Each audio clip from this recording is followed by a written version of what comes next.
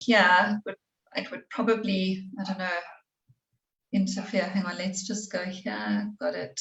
Okay. You think it might interfere with your... Yeah, I'm worried it might, yeah. And it might throw me off, of course, too. So let's not look at that. No, that's fine. That's fine. We can kick off. What I'll do is I will record to cloud here as well. And we're off! Yay! Yeah. And we are live. So Elise, yay! Welcome, and you're actually the first host, and we kind of have 15 minutes to do this, but you're the first host that we're doing this. The first one that we did was without a host, so I'm excited that you're actually the first host to be on our guiding growth show, and this is all about you. This is really about talking to you about you and who you are and what you do, and a little bit about your background. So let's start off with, firstly, what I can say from my side is that Elise McCabe is, within the context of Value Add, the host of Navigating Your Job Search, which is a very critical component of, I think, what we do in Value Add, because what you bring is the science behind job search, which randomly people just then shoot, hope something sticks and thinks that's it. And then within 18 months, they're back to you saying, I'm looking for a job. So Elise, tell us a little bit about you and how you got started, and a little bit about, the organization that you created and what you're doing. Thanks, Vic. And I love that. And I mean, you talk about science, but I think it's oversight in terms of some of the fundamental elements of a job search, and it's the unplanned component that often happens. But anyway, here I am, and yes, Elise McCabe.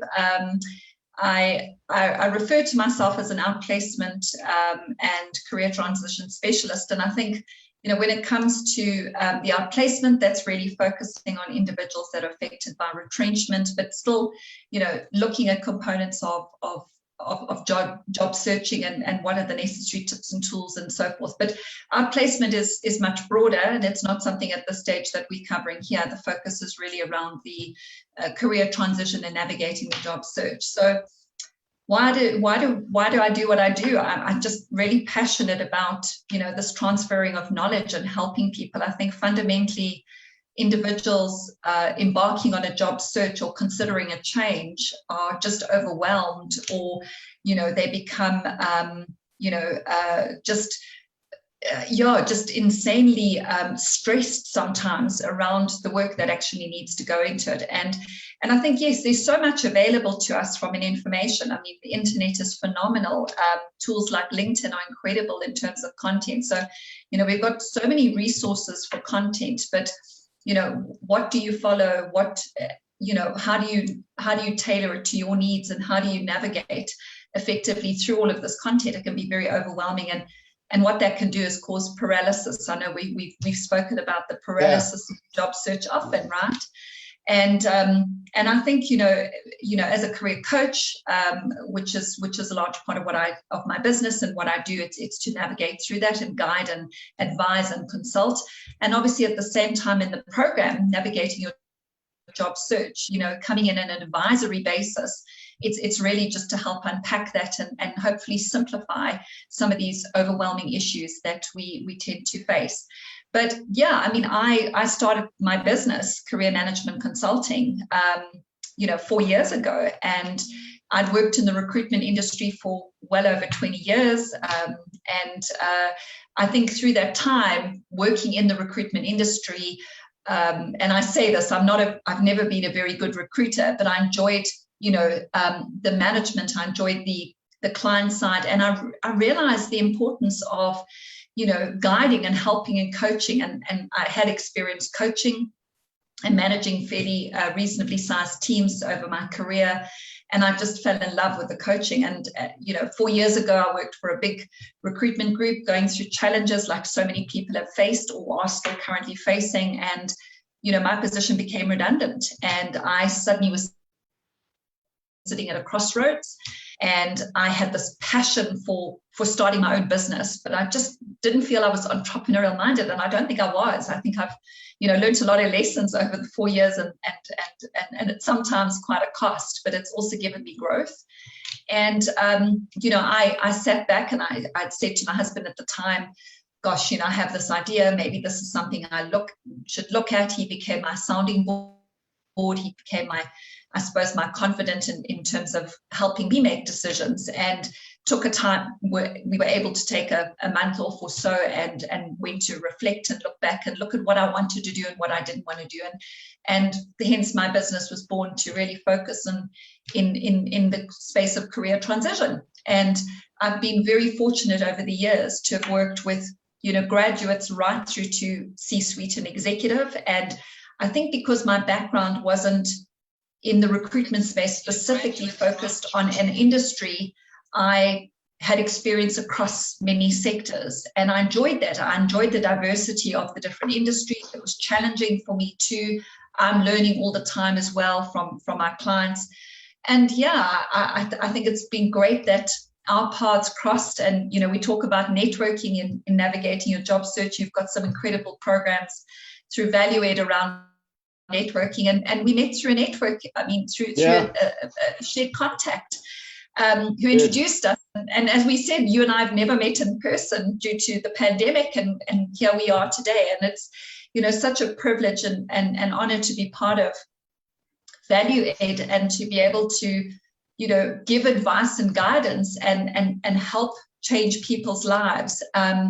Because it can be very daunting and very overwhelming. And I think, if I can assist in a small part of a person's and make a difference where I possibly can, even the smallest difference, that for me is very rewarding. So it's definitely, I do what I do because it is very rewarding. It's very, I'm learning a lot all the time. I'm learning every day. I'm learning new things every day. So that also keeps me stimulated and inspired. But I think, yes, it's about, I work with professionals that are such experts in their field, and I'm in such awe of what they do. And sometimes they don't understand, and don't think about the simple components of what one needs to apply in the job search process. So, I think it's a two-way street, so to speak, in terms of the learning that actually happens, which is really wonderful.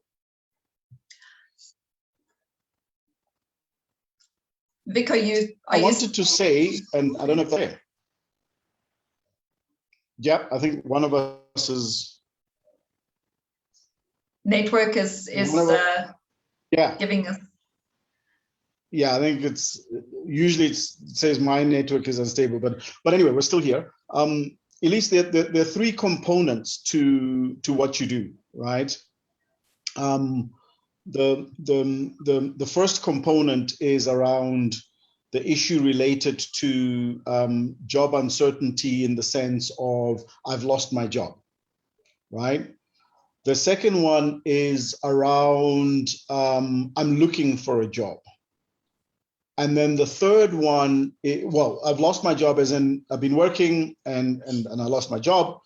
The other one is, I'm actually looking for a job. So that's why you span across a whole number of sort of age groups in terms of, but I think the third one, which is one we tend to overlook, and I'd like you to talk about this one because the two I think are obvious enough, is the job uncertainty. Yeah. Right? I'm in a job, but I'm not certain. I mean, if you can tell us a little bit more about that one and your relationship in terms of what you do in your business with job uncertainty. Thanks, Vic. And absolutely, I think, again, and we speak about this all the time. I think COVID has taught us, many of us, a lot of lessons. And I think it is around being comfortable. And we become comfortable in our jobs, whether it be for money, whether it be for the culture, whether it be the environment. And it can flip so quickly. And I had a conversation with somebody today, and we had a conversation a few months ago, and her career transition and engagement with me was for a very different reason to what today she's sitting in, where the company has suddenly embarked on a Section 189 process. In other words, they're implementing retrenchments and downsizing. They have to cut back in terms of staff. So I think, the uncertainty could be very different for every person. I mean, what is that uncertainty to you?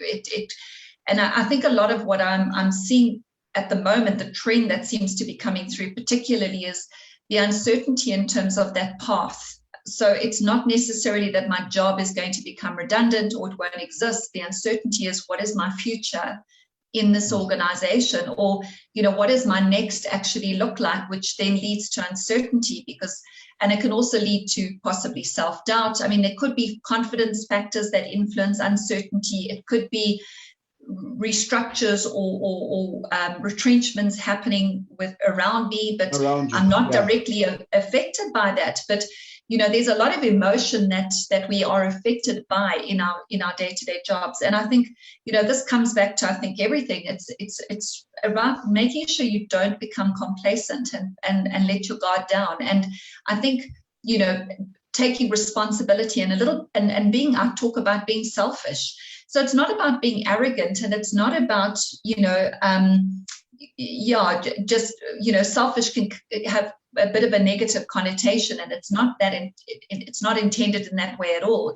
But it's about saying you have to take the rein and take control of what your path looks like. And I think the uncertainty is around, allocating time and thinking, taking time to actually think about, what's actually happening around you. Where are you at the moment? What is that future job going to look like? Because it might be around skills. So it might be that your future job or that future path that you're looking at is at some point in time going to become obsolete. It may not exist. So, this is where reskilling becomes important. We talk, and you recently held a fabulous conference, which I was, online seminar conference that I was able to be part of, the unlearning, relearning. And I think this is it. And I think we do tend to just carry on in our day-to-day. And I know we become incredibly focused on our job and the work that needs to be done. And that's important, because obviously gets related to performance, and it's about the money, and we need to protect the core. We need to protect what we've got. But it's important to really find time to invest in what that path looks like. So whether it be uncertainty, what does that financial look like for you? So in other words, what's my relationship like with money? And what do I need to consider should the situation change? Or, if I need to look at, which is a conversation I'm having a lot with people at the moment, is that's creating uncertainty because I haven't had an increase for the last 2 years.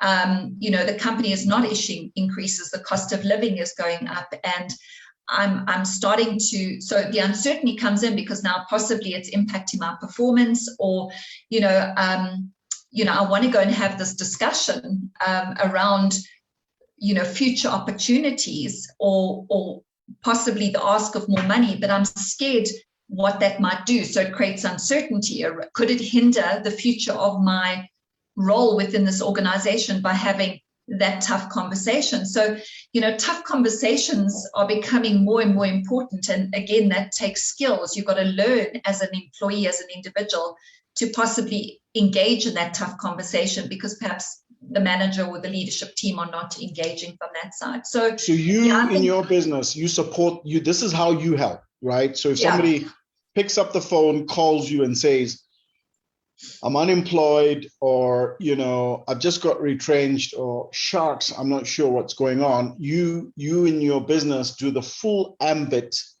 of this discussion that you've just had now, in terms of diagnosing, assessing, synthesizing, and supporting that person through that process end to end with regards to what are the next steps. Yes, Vic, and I think, again, I know the lane that I operate in, and I know my speciality. And I mean, again, through the network, through our network, through my network, I'm connected. And, even if I'm not the right person in a particular field. So when we start to look at, it may be around entrepreneurial. So maybe there's a desire to follow an entrepreneurial path. Well, I've got the connect, let's look and see who's going to be the best resource and connection. And, this is the wonderful opportunity through ValueAid, because we've got resources to tap into and access to this. From a financial wellness point of view, or when the relationship with money, I can go, so my job as a coach is really to identify, what that plan is, what are the overwhelming issues, what are the factors that are holding you back, what is scary, what is terrifying you, what is creating the inability to take that next possible step. Yeah. And in a safe, confident, confidential environment. So the conversations with me, it is, I'm not judging you. If it, for example, it's about having that difficult conversation around my career path, who's your sounding board from that perspective? So yeah, definitely from that aspect, it's again, the word navigation is such a key word in what I do, because you are navigating so many different facets, and there are so many elements that impact a person's career, whether it be uncertainty, whether it be forward planning, maybe it's what happens in 9 months' time. So I have a promotion coming up this year that I know, that's the known, but yeah. I'm uncertain of what happens. I don't, what's my next after that, so definitely. So I think that's great. And the name of your organization, the name of the company that people can come to? Career Management Consulting. And simply, long one, I know, but it's, and website is careermanagementconsulting.co.za. Can reach out. It's Career Management Consulting on LinkedIn, on Facebook, so they can follow me on those platforms, and also reach out on LinkedIn. So, look me up on LinkedIn, Elise McCabe, connect on LinkedIn, follow on LinkedIn. And obviously, together with ValueAid, it's great to have this opportunity to be able to offer, such a valuable advisory session, navigating your job search in collaboration with ValueAid. Fantastic. No, thanks, Elise. So that is our time. And one of the things I just wanted to add in terms of, and I know you're a very humble person, so you don't say this, but you do run this, and your organization, and you do support ValueAid, but also you are a lecturer. So you do lecture at some prestigious institutions around subjects of this matter. So, my advice to everybody is, you've got two really great options. The one option is to join ValueAid, and you can meet Elise and go through the program with Elise in ValueAid.